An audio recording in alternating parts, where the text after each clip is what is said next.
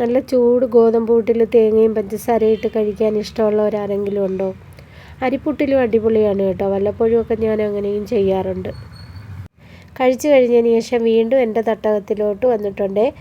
ആദ്യം ചോറ്റിനുള്ള വെള്ളം അടുപ്പത്തിട്ടതിന് ശേഷം പിന്നെ കറിക്കും തോരനും വേണ്ടിയിട്ട് തേങ്ങയും ഒന്ന് തിരുമിയെടുത്ത് ഫ്രിഡ്ജിലിരുന്ന മീനെടുത്തതാ ഐസ് പോവാനായിട്ട് വെളിയിൽ വെച്ചു. പിന്നെ ക്യാരറ്റ് ഇരിപ്പുണ്ടായിരുന്നു, അതും അങ്ങോട്ട് എടുത്ത് വെച്ച് തേങ്ങയിൽ മഞ്ഞപ്പൊടിയും മുളക് പൊടിയും മല്ലിപ്പൊടിയൊക്കെ ഇട്ട് വന്നപ്പോഴത്തേക്ക് നമ്മുടെ അരി തിളച്ചു. അതങ്ങ് ഇറക്കി തെർമൽ കുക്കറിലോട്ട് വെച്ചിട്ട് അരപ്പ് റെഡിയാക്കി ഇതാ ചട്ടിയിലാക്കി അടുപ്പിൽ വെച്ചിട്ടുണ്ട്. ഉപ്പും പുളിയും തക്കാളിയും പച്ചമുളകും കറിവേപ്പിലയൊക്കെ ഇട്ട് തിളച്ച് വന്നപ്പം കഷ്ണങ്ങളും പറക്കിയിട്ട് അടച്ച് വേകാനായിട്ട് വെച്ചതിന് ശേഷം ഞാൻ ക്യാരറ്റും ബീട്രൂട്ടും ഒന്ന് ചോപ്പ് ചെയ്തെടുക്കുന്നുണ്ട്.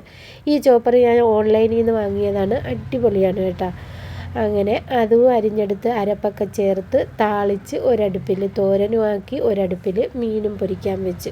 അപ്പോൾ എൻ്റെ മോൾക്ക് അയലയൊക്കെ ആണെങ്കിൽ വാലിൻ്റെ ഭാഗമാണ് ഇഷ്ടം. അപ്പോൾ എനിക്കും വാലിൻ്റെ ഭാഗം തന്നെ എടുത്തു.